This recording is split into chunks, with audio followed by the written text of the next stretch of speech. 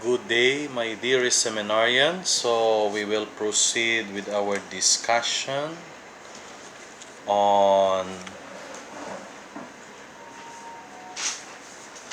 the lesson that we left on the third article of the Cultivating Knowledge and Skills, the article asking framework questions. So in that article, Dr. Mabakiao presents many thoughts concerning the framework questions. What kind of questions does philosophy ask? You might be wondering, what kind of questions does philosophy ask? One distinct feature of philosophy concerns the kind of questions that it asks about many things that it examines. Questions that refers as framework questions or foundational questions. So pumingon ganit ta og framework questions or foundational questions, mo na siyang pinaka-distinct feature kung unsang klaseng questions ang gina-ask nato is a philosopher or even in philosophy itself. So these framework questions or foundational questions, which we could say philosophical questions, are generally referring to our belief systems and or worldview or conceptual schemes which serves as the basis or foundation of our interpretation of the things and events in the world and of how we make sense of our lives in relation to our natural and social environment.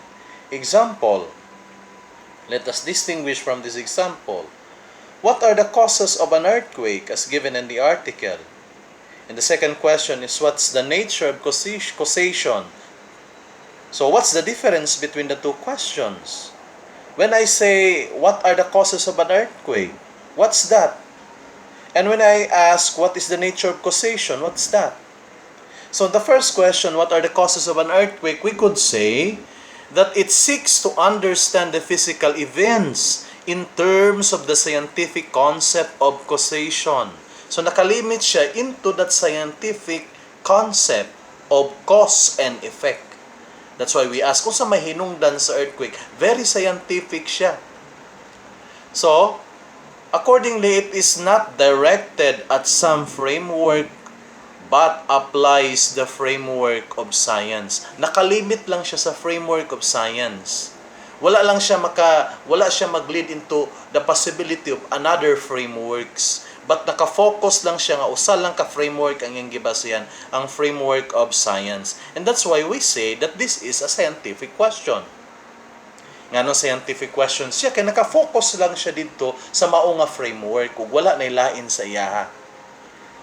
Whereas, ang question ng what is the nature of causation, it seeks to understand the nature of the concept of causation itself.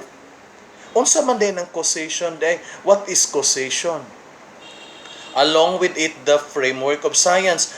While naga-entertain ta about sa concept of causation, pwede po natong gamiton ang science. Wala lang siya mag-limit sa ingunan ni kundi it encompasses any frameworks. Kay nga naman atong gitan-aw kung unsa man gyud ang causation. No? It is directed at the framework of science. Nakadirekta siya and it is philosophical questions. So sa kalahian gani sa duha, kung maingon gani tag what are the causes of an earthquake, naka-focus lang siya sa framework sa science. While ang isa, what is the nature of causation, it expounds to many possible and even along with the framework of science. Muna nga pwede pod nato nga makadirekta ta using the framework of science. Just the question of what is causation. Wala nato malimit siya nga science lang. So, the first, what are the causes of an earthquake is a scientific question, while the question what is the nature of causation is a philosophical question. Now, what kind of question does philosophy ask? No, mora gyapon ni siya nga question, at least na-distinguish na nato tong duha nato ka questions. Karon naay mga philosophers nga nag-expound pa niani. Usa si Rudolf Carnap, napod ang isa si Thomas Nagel, no?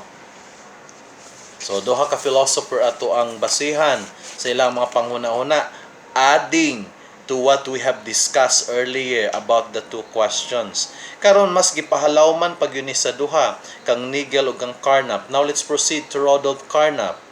Kang Carnap iyang gidistinguish ang duha make a distinction of two kinds of questions, the internal questions and the external questions. Now, when we say about internal questions, kang Carnap miingon siya, questions we ask as we use or apply a framework to explain some events. They can be answered using the rules and concept, theories and methods of the framework. It applies the scientific framework in understanding the nature of earthquake and can be assured using theories and methods of science. Obviously, from the explanation of Carnap, unsa din ang internal question sa iya, makaingon ta, makarelate ta, nga kana siya mo tong gitawag natog scientific questions, especially sa question and what's the causes of an earthquake. So makita nato ang internal questions di ay una, questions we ask as we use or apply a framework to explain some events using a framework. Basically, this a framework that uses rules and concept, theories and methods of that framework. Now, when we say about the earthquake, we are using the scientific framework. Therefore, the internal questions, we could say that it is a scientific question. Now, how about the external? The external question. The external questions, according to Carnap, questions we ask about a framework. No? Let us put a distinction. The first question we ask as we use or apply a framework. Now, question we ask about a framework. Now, we question a framework. Here, we apply a framework in the internal. So, the external is about the framework itself. Either it is coherent or effective framework. No, they cannot be answered using rules and concepts of the framework. Dili na siya ma-answer kung gamito na ilang theories. Kaya gi-question naman yun nato ang framework itself. Does not apply such a framework but puts the framework in question and cannot be answered using theories and methods of the framework of science. That is why when Carnap says, when we ask what are the causes of an earthquake, it is an internal question and a scientific question. But when we ask what is the nature of causation, it is an external question, a philosophical question. So let's proceed with Thomas Nagel. No? What kind of question does philosophy ask? According to Nagel, he distinguishes questions asked by philosophers from those asked by non-philosophers. Muna nga gwapo kaya gigamit gud niya. Kung ang historian mangutana, moingon siya, what happened at sometimes in the past? Unsa may nahitabo niadtong mga panahon na sa karaang panahon. Pero kung ang philosopher may pangutanon, what is time? Okay? No? Ang historian gitanaw niyang istorya sa kagahapon. Pero ang pamimilosopiya, ang philosopher, mangutana siya, unsa di ay panahon? Unsa di ay ang panahon? So, it's a different question. Ang mathematician, moingon siya, what's the relation among numbers? Now, what's the relation among numbers? Pero ang philosopher, mangutana, what is a number? Mao na ni kalahian nero, unsa man ang number? Ila din ang relasyon sa number, pero ang philosopher mangutana unsa may number. Another one, perhaps a number is just a convention between people. Sige, mag-ingon ta niani nga ang 1 nga dungag isa ka ana, 2 na siya. Pero kung pangutanon na sa philosopher, unsa day ito? Is 2 1 plus 1? Can I say that 1 plus 1 is equal to 3? Or perhaps the word 2 is just a convention of man nga nag-ingon sila nga ang 1 dungagag 1 mao na siya 2. Pero kung moingon na kog ang 1 dungagag 1 mao na ang 3. Mo na pangutana sa mga philosopher. Whereas ang mga mathematician mga tao sa relasyon sa number. Okay? Sa physics, ang question is what is gravity? Ang philosopher mangutana na how can we know that there is something outside of our minds? Mangutana ka, how can you know nga naay something outside of your mind? Is there something outside of your mind? Can you know it? Mo na diha. So, another example, mo na akong gingon, 2 plus 2 is a mathematical question. Therefore, scientific, mathematical, or internal question. Are mathematical rules based on human agreement? Mo na siya philosophical questions. So, there is a distinction between the two. That is why we need to consider how we should analyze our questions. Kay either it is internal o perhaps it is external. Bisan siguro we are trying to come up with a philosophical question, but it is not really philosophical question. Rather, it is just what we so called scientific question. We continue with the fourth article, philosophy as an activity. So, here, the philosopher that we will try to expound his thought is Ludwig Wittgenstein. He says, philosophy is not a body of doctrine, but an activity. Why? Because for Ludwig Wittgenstein makes the distinction between two ways of understanding the nature of philosophy. First, he said philosophy is a collection of theories. Knowing various philosophical theories, studying the end product of philosophy. Or it is possible to know philosophical doctrine without knowing how they have been formed. That is the philosophy as a collection of theories. Mao na nga daghay mga bright nga mga seminaryan howd kay mo ingon nga mga nana theoria, philosophy, kusog kay mukot, howd kay mo contradistinction, etc., etc., because they are just collecting theories. But the second one is philosophy as an activity. It is actually engaging in the very act of doing philosophy. When we speak about engaging in the very process of philosophy, it is possible to engage in philosophical activity without knowing certain philosophical doctrines. Kaya don't bound yourself. No, I am biased with this one because we should not bound ourselves nga mo ni gisulti ni St. Thomas mo na the ability of our mind to philosophize even without them.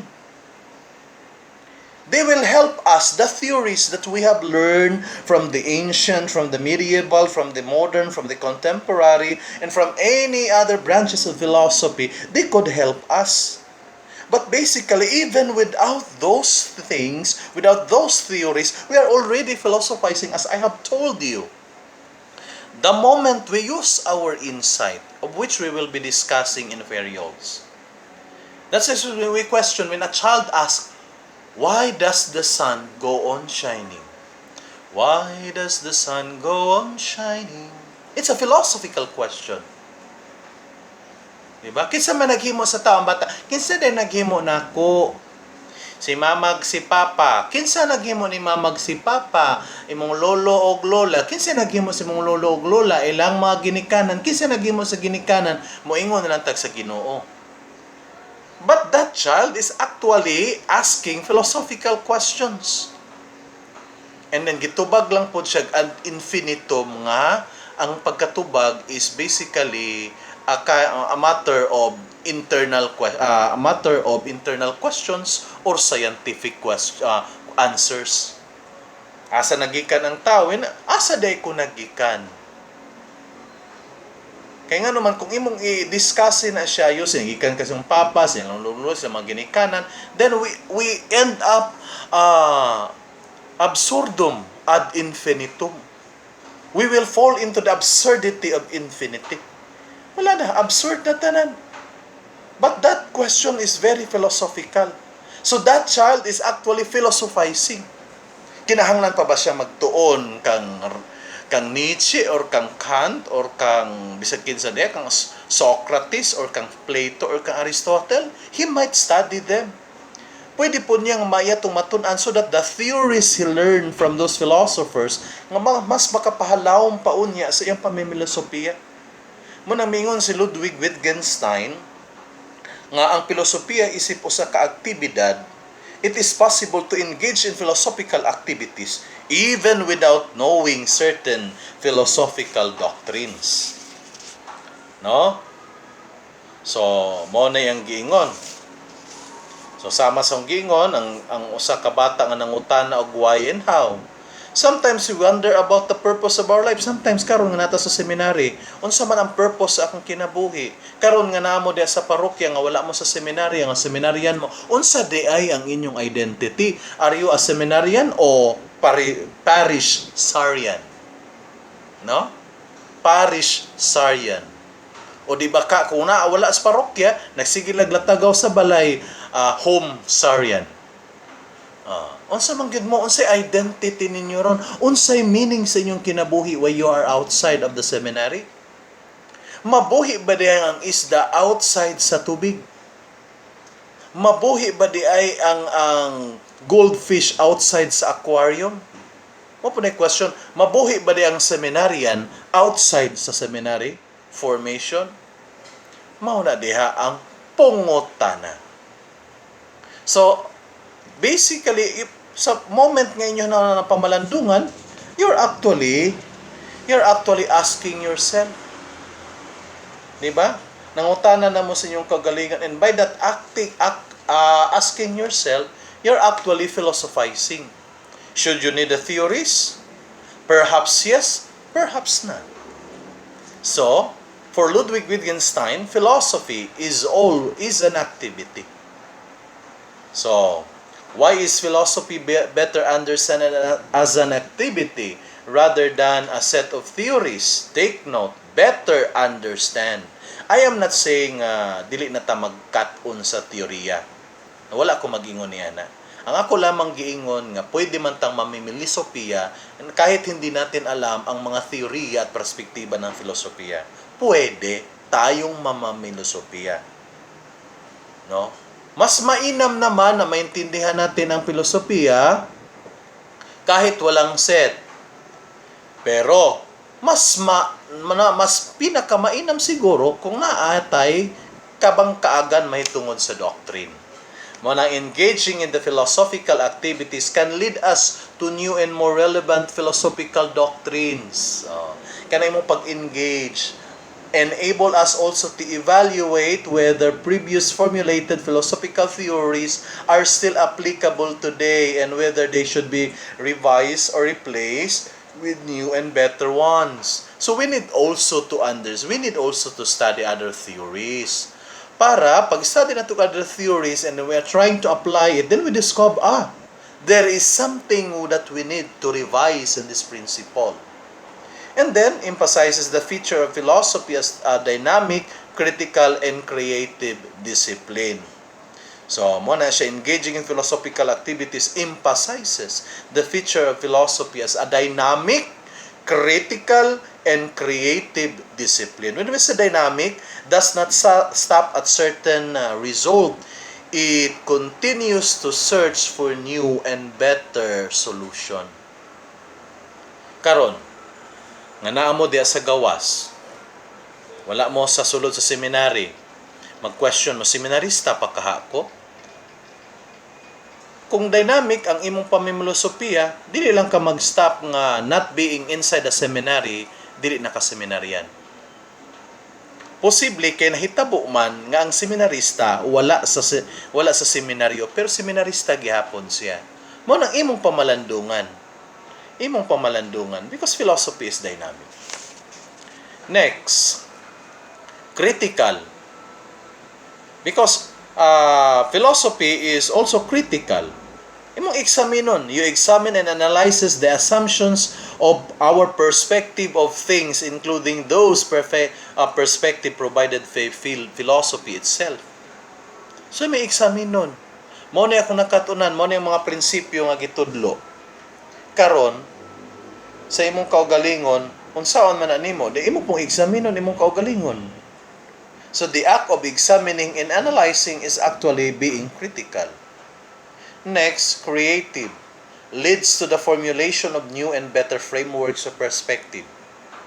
Karon kay ang seminarista, mga seminarista mo but outside the seminary, but you are still seminarian, so you can come up with a better formulation. Creativity.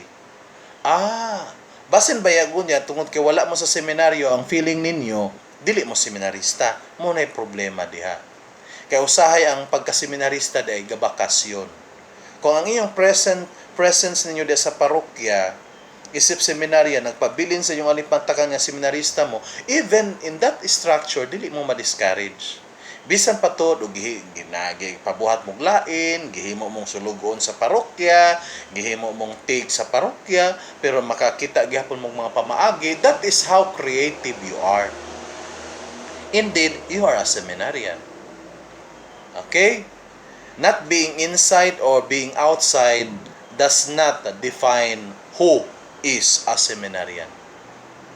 You by yourself can say about who you are. If you want to become a priest, then persevere. In what?